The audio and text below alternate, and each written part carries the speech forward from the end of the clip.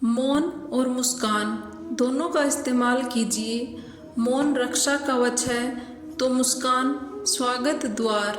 मौन से जहाँ कई मुसीबतों को पास फटकने से रोका जा सकता है, तो मुस्कान से कई मसलों का हल निकाला जा सकता है।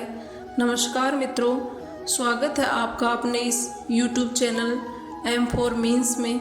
सतयुग में शिव, त्रेता में श्री राम, द्वापर में श्री कृष्ण और कलिकाल में भगवान बुद्ध हिंदू धर्म के केंद्र में है।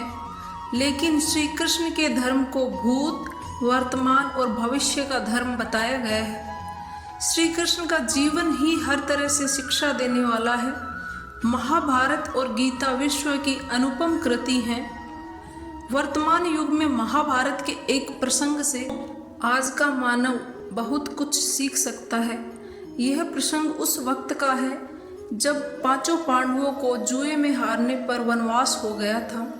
वनवास में जाने से पूर्व पांडवों ने भगवान श्री कृष्ण से पूछा, हे श्री कृष्ण, हमने कोई छल नहीं किया, फिर भी हमारे साथ बुरा ही क्यों हुआ? इस पर भगवान श्री कृष्ण ने कहा कि अभी द्वापर का अंतकाल चल रहा है और यह आने वाले कलयुग के प्रारंभ का प्रभाव दिखाई दे रहा है। इस पर सभी पांडवों को जिज्ञासा हुई और उन्होंने कहा, आप हमें बताइए कि आने वाले कलयुग में कलिकाल की चाल या गति क्या होगी और कैसी होगी, और किस प्रवृत्ति के उस समय मनुष्य या जीव जंतु होंगे। इस पर श्री कृष्ण कहते हैं, तुम पांचों भाई वन में जाओ और तुम्हें शाम तक जो कुछ भी दिखाई दे वह आकर मुझे बताना, तब मैं तुम्हें आने वाले कलयुग का प्रभाव बताऊंगा। पांचों भाई वन में चले गए। वन में उन्होंने जो कुछ देखा उसको देखकर वे आश्चर्यचकित रह गए। उन्होंने आखिर वन में क्या देखा और भगवान श्री कृष्ण ने क्या जवाब दिया, आइए जानते हैं।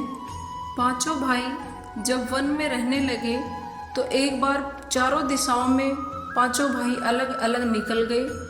शाम होने पर भगवान श्री कृष्ण के पास पांचों पहुँचे और उनको अपने अनुभव बताए। भगवान श्री कृष्ण ने सबसे पहले युधिष्ठिर से कहा, बताओ युधिष्ठिर, तुमने क्या देखा? तो युधिष्ठिर ने कहा कि प्रभु, जब मैं भ्रमण पर था तो मैंने एक जगह देखा, एक हाथी था और उसकी 2 सूंड हैं। यह देखकर मेरे आश्चर्य का कोई ठिकाना नहीं रहा।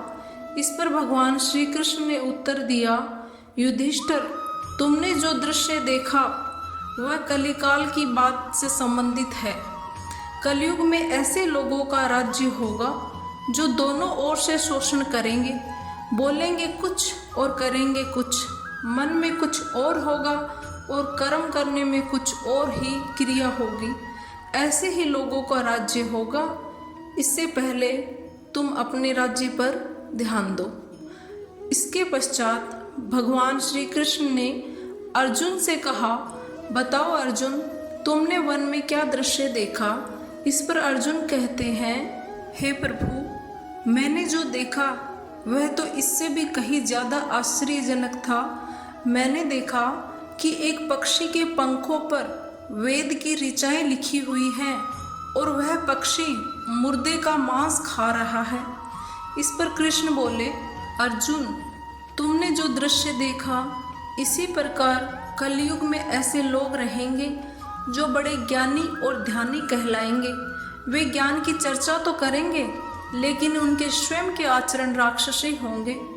बड़े पंडित और विद्वान कहलाएंगे किंतु वे यही देखते रहेंगे कि कौन सा मनुष्य मरे और हमारे नाम से संपत्ति हो जाए। हे अर्जुन, संस्था के व्यक्ति विचारेंगे कि कौन सा मनुष्य मरे और संस्था हमारे नाम से हो जाए। हर जाति धर्म के प्रमुख पद पर बैठे व्यक्ति विचार करेंगे कि कब किसका श्राद्ध हो, कौन कब किस पद से हटे और हम उस पद पर चढ़ें। चाहे कितने भी बड़े लोग होंगे किंतु उनकी दृष्टि तो धन और पद के ऊपर यानी कि मांस के ऊपर ही रहेगी। ऐसे लोगों की बहुतायत होगी। कोई कोई विरला ही पुरुष संत बन पाएगा। अर्जुन के सवाल का जवाब देने के पश्चात भीम ने अपना अनुभव सुनाया। भीम ने कहा कि मैंने देखा कि गाय अपने बछड़े को इतना चाटती है कि बछड़ा लहूलुहान हो जाता है। तब श्री कृष्ण कहते हैं, कलयुग का मनुष्य भी शिशुपाल हो जाएगा। कलयुग में बालकों के लिए ममता इतनी भयावह हो जाएगी कि उन्हें अपने विकास का अवसर ही नहीं मिलेगा और मोह माया में ही घर बर्बाद हो जाएगा। किसी का बेटा घर छोड़कर साधु बनेगा तो हजारों व्यक्ति उसका दर्शन करेंगे, किंतु यदि अपना स्वयं का बेटा साधु बनता होगा तो रोएंगे कि मेरे बेटे का क्या होगा। इतनी सारी ममता होगी कि उसे मोह माया और परिवार में ही बांध कर रखेंगे और उसका जीवन वही खत्म हो जाएगा। अंत में बेचारा अनाथ होकर ही वह मनुष्य मरेगा। वास्तव में लड़के तुम्हारे नहीं हैं, वे तो बहुओं की अमानत है, लड़कियां जमाइयों की अमानत है और तुम्हारा ये शरीर मृत्यु की अमानत है। तुम्हारी आत्मा परमात्मा की अमानत है। तुम अपने शाश्वत संबंध को जान लो बस। भीम के बाद सहदेव ने पूछा, हे श्री कृष्ण, मैंने जो देखा उसका क्या मतलब है? मैंने यह देखा कि 5-7 भरे हुए कुओं के बीच का एक कुआं एकदम खाली है, जबकि ऐसा कैसे संभव है? तब श्री कृष्ण कहते हैं, कलयुग में धनाढ्य लोग लड़के लड़की के विवाह में, मकान के उत्सव में, छोटे बड़े उत्सवों में लाखों रुपए खर्च कर देंगे, परंतु पड़ोस में ही यदि कोई भूखा प्यासा होगा तो यह नहीं देखेंगे कि उसका पेट भरा है या नहीं। उनका अपना ही सगा भूख से मर जाएगा और वे देखते रहेंगे। दूसरी ओर मौज, मदिरा, मांस भक्षण, सुंदरता और वैष्णव में पैसे उड़ा देंगे, किंतु किसी के 2 आंसू पूछने में उनकी कोई रुचि ना होगी। कहने का तात्पर्य यह है कि कलयुग में अन्न के भंडार होंगे, लेकिन लोग भूख से मरेंगे। सामने महलों बंगलों में ऐशो आराम चल रहे होंगे, लेकिन पास की झोपड़ी में आदमी भूख से मर जाएगा। एक ही जगह पर असमानता अपने चरम पर होगी। सहदेव के बाद नकुल ने श्री कृष्ण को बताया कि मैंने भी एक ऐसा ही आश्चर्य देखा। वह ये था कि एक बड़ी सी चट्टान पहाड़ पर से लुढ़कती हुई नीचे आ रही थी। वृक्षों के तने और चट्टानें उसे रोक न पाए, किंतु एक छोटे से पौधे से टकराते ही वह चट्टान रुक गई। इस पर भगवान श्री कृष्ण मुस्कुराए और कहा, कलयुग में मानव का मन नीचे गिरता जाएगा और उसका जीवन पतित होता जाएगा। यह पतित जीवन धन की शिलाओं से नहीं रुकेगा, न ही सत्ता के वृक्षों से रुकेगा, किंतु हरि नाम के एक छोटे से पौधे से, हरि कीर्तन के एक छोटे से पौधे से मनुष्य जीवन का पतन होना रुक जाएगा। श्रीमन नारायण नारायण नारायण। ये कहकर भगवान कृष्ण शांत हो गए और सभी पांडव भी कलयुग के बारे में जानकर बहुत ही आश्चर्य दिखाते हुए शांत हो गए। मित्रों, सतयुग में प्रतीकात्मक तौर पर धर्म के 4 पैर थे। सतयुग में मनुष्य की लंबाई 32 फीट अर्थात 21 हाथ बताई गई है। पाप की मात्रा 0 विश्वा, जबकि पुण्य की मात्रा 20 विश्वा अर्थात 100% थी। उस समय राजा हरिश्चंद्र हुए थे। हरिश्चंद्र ने सत्य के लिए खुद के परिवार और अंत में खुद का भी बलिदान दे दिया था। त्रेता युग जब आया तो धर्म के 3 पैर थे। इस युग में मनुष्य की लंबाई 21 फीट अर्थात 14 हाथ बताई गई है। पाप की मात्रा 5 विश्वा अर्थात 25% और पुण्य की मात्रा 15 विश्वा अर्थात 75% बताई गई है। इस युग में भगवान विष्णु का वामन और श्री राम का अवतार हुआ था। असुर राज बाली ने 3 पग में धरती दान कर दी थी, जबकि राक्षस राज रावण से सीता का अपहरण करने के बाद उन्हें छुआ तक नहीं था। द्वापर। मित्रों, द्वापर में धर्म के 2 ही पैर रहे। इस युग में मनुष्य की लंबाई 11 फीट अर्थात 7 हाथ बताई गई है। इस युग में पाप की मात्रा 10 बिस्वा अर्थात 50% है। पुण्य की मात्रा 10 बिस्वा अर्थात 50%। मतलब इस युग में आधे मनुष्य पापी और आधे पुण्यात्मा थे।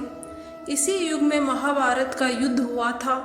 यह युद्ध धर्म युद्ध ही था और कृष्ण भगवान ने धर्म की ही रक्षा की थी। कलयुग में 2 पैर और अब कलिकाल में तो धर्म के पैरों का कोई नामो निशान ही नहीं है। धर्म अब पंगु बन गया है। इस युग में मनुष्य की औसत लंबाई 5 फीट 5 इंच अर्थात 3.5 हाथ बताई गई है। इस युग में धर्म का सिर्फ 1/4 अंश ही रह जाता है अर्थात इस युग में पाप की मात्रा 15 बिस्वा यानी 75% है और पुण्य की मात्रा 5 बिस्वा अर्थात 25% है। वर्तमान में देखा जा रहा है कि कलिकाल अपने चरम पर है और यह जो 25% पुण्य की मात्रा बताई गई है, यह भी अब कहीं नजर नहीं आती। अपने चारों तरफ पाप ही पाप नजर आता है। मित्रों, श्री कृष्ण भगवान कहते हैं कि अंत में घोर कलयुग से बचने का एकमात्र तरीका यही है कि व्यक्ति को वेदों की ओर लौटना चाहिए। हर समय हरि कीर्तन करके खुद को सुरक्षित रखना चाहिए। जो व्यक्ति धर्म से विमुख होकर रहेगा, कहीं भी कभी भी अकाल मौत को प्राप्त होगा और हर समय दुखी रहेगा और संकटों से घिरा रहेगा। भगवान श्री कृष्ण ने मित्रों हमें हर प्रकार की मुसीबत से बचने के लिए हमें मंत्र, हरि कीर्तन और वेद पुराणों की पढ़ाई करके अपने आप को स्वाध्याय में लीन करने को ही बेहतर मार्ग बताया है।